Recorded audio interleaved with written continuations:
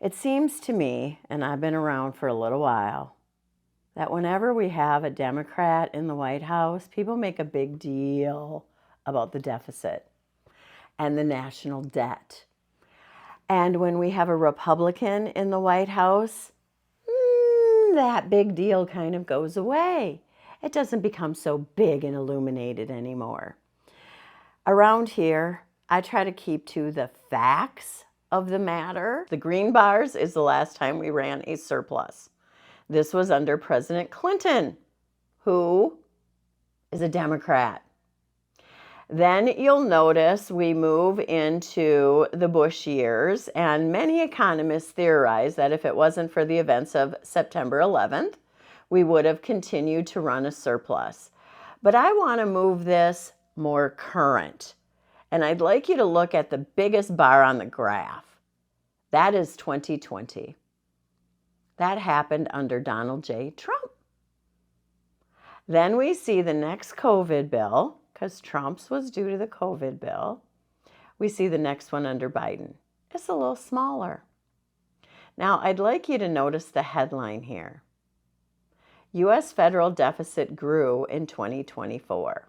The next headline says it's the third largest in U.S. history, which is true. But I gotta tell you, there's another period of time in U.S. history that we ran bigger deficits, at least according to the gross domestic product, when you compare it to that, and when you also inflate it to current modern day dollars. And that was under FDR, Franklin Delano Roosevelt. Considered one of our best U.S. presidents, bringing our economy back from the brink of the Great Depression and building a strong middle class in the 1950s. Here are some of the deficits that he ran during that period of time.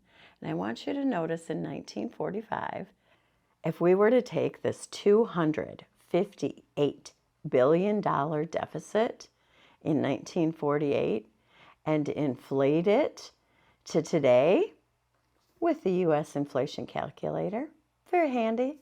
I'll put that in the description down below. You'll find that was over a $4 trillion budget deficit. 3 times what it was in 2024.